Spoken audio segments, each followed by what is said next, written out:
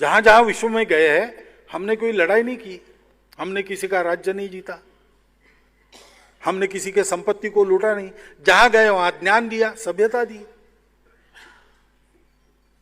अन्य देशों के लोग आकर प्रभावशाली अपने देश में बनते हैं और बाद में जाते हैं वापस, उनकी जो स्मृति आ रही थी वो अच्छी नहीं रहती किसी देश में। अन्य देश के लोग आए, उन्होंने हम पर राज किया, चले गए। अन्य देश के लोग आए, उन्होंने हमको प्रभावित किया, चले गए। इसको अच्छा नहीं बताते। लेकिन एकमात्र भारत है जिसके दुनिया के जिन जिन देशों में वास्तव हुआ है उसकी स्मृतियों को आनंद से, आदर पूर्वक वहां के लोग बताते हैं। आज भी उसके अवशेष चला रहे।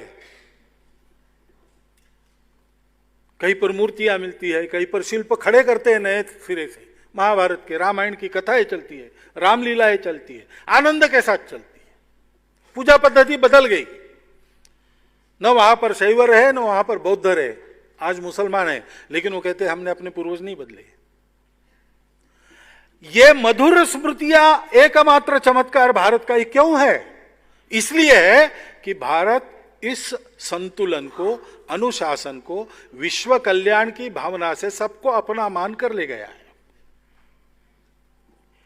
यह चित्र हमारे यहां खड़ा करना है। और इसलिए जिस हमारे सुजल सुफल मलय शीतल मातृभूमि ने हमको कभी आक्रमण की चिंता में प्राचीन समय में रखा नहीं, चारों ओर से हम प्रोटेक्टेड थे।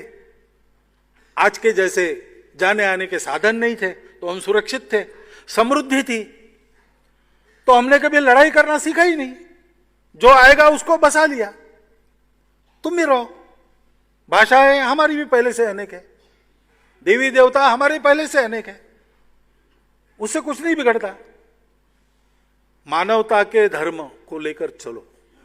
और इसलिए डॉक्टर अंबेडकर साहब ने ये कहा है कि स्वातंत्र्य और समता और बंधुता ये आदर्श मैंने फ्रांसीसी राज्य क्रांति से नहीं लिए, इसी मिट्टी में उपजे तथागत बुद्ध के विचारों से मैंने ये प्रेरणा पाई है।